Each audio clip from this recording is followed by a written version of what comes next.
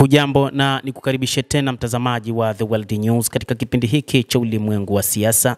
Naitwa Damo Hussein. Utawala mpya wa Syria chini ya Mohamed al-Shara umekubali kuungana na muungano unaongozwa na Marekani ili kupambana na kundi la Islamic State na hivyo kuashiria mabadiliko katika sera ya kigeni ya Marekani katika Mashariki ya Kati. Afisa mkuu wa utawala huo wa Trump amethibitisha. Tangazo hilo limetolewa wakati Rais Donald Trump alipokutana na Rais wa Syria Ahmed al-Shara katika ikulu ya Marekani, ziara ya kwanza kama hiyo kutoka kwa kiongozi wa Syria katika historia ya nchi hiyo. Katika mahojiano na Fox News, al-Shara alisema ziara hiyo ni sehemu ya zama mpya ambapo nchi hiyo itashirikiana na Marekani. Trump ameeleza uungaji mkono wake kwa al-Shara ambaye hadi hivi majuzi alikuwa ametambuliwa kama gaidi na serikali ya Marekani. Hata hivyo, kundi la Islamic State ni miongoni mwa makundi ambayo yamepigwa marufuku, lakini pia yametajwa kama makundi ya kigaidi na serikali ya Marekani pamoja na mataifa mengine katika ulimwengu. Hata hivyo, katika siku za hivi karibuni, wataalamu wa mambo walikuwa wakimtazama Mohamed al-Shara kama kiongozi ambaye amekuwa akiburuzwa na mataifa makubwa kama vile taifa la Marekani, na ndio maana aliondolewa katika kundi la watu waliokuwa wakisakwa na waliopigwa marufuku na mataifa ya Magharibi ikiwa ni pamoja na Marekani, na hivyo mataifa ya Ulaya yakaamua kuondolewa kwa vikwazo kwa Mohamed al-Shara wa nchini Syria. Al-Shara ambaye amechukua mamlaka baada ya kuondolewa madarakani kwa Rais Bashar al-Assad wa wakati huo wa nchini Syria, ambaye alikimbilia Moscow nchini Urusi, sasa amekuwa moja kati ya viongozi ambao wachambuzi wa mambo wanasema huenda anatengeneza mazingira kukubalika kwa pande nyingi.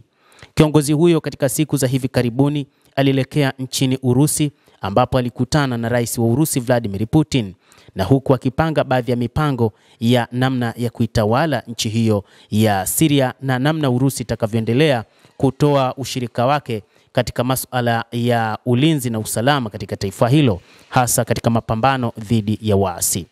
Wachambuzi wa mambo wanasema kwamba safari ya Rais Mohamed al-Shara kuelekea nchini Marekani na kukutana na Rais wa Marekani Donald Trump huenda ikawa ni mipango ya kutengeneza namna ya Israel kuacha mashambulizi dhidi ya taifa hilo la Syria.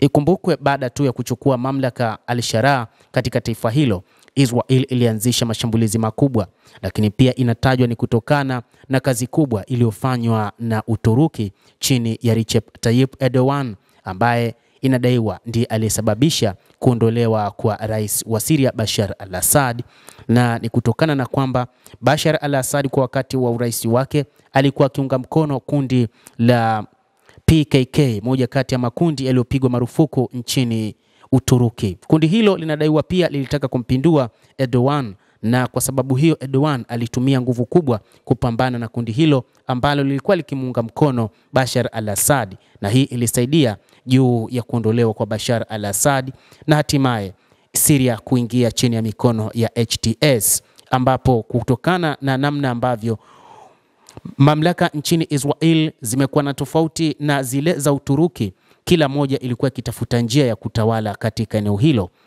Israel ilikuwa kidaiwa kwamba mpango wake ilikuwa ni kutawala katika eneo hilo, lakini kuhakikisha Uturuki haiwi na nafasi katika taifa hilo la Syria.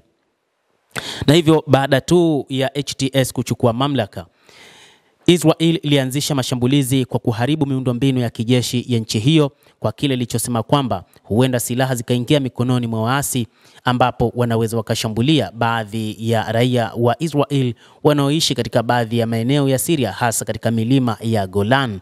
Lakini pia ni mpango wa kutetea maeneo hayo ya Golan, na hatimaye pia wakaingia hadi katika eneo la buffer zone, moja kati ya maeneo ambayo Umoja wa Mataifa uliyataja kwamba hayapaswi kuingiliwa kamwe. Mtazamaji wa The World News, hayo ndio tulikuwa nayo. Ni kile ambacho rais wa mpito wa Syria Mohamed al-Shara amekubaliana na kile rais wa Marekani Donald Trump, mapambano dhidi ya makundi ya kigaidi ikiwa ni pamoja na Islamic State. Ingawa baadhi ya wachambuzi wanasema huenda al-Shara ana wasiwasi kwamba Islamic State huenda wakafanya kazi kubwa ya kutaka kumuondoa madarakani. Endelea kutufuatilia na usisahau kulike, kucomment, kadhalika na kusubscribe channel hii ili upate habari hizi kwa mapana hapa The World News.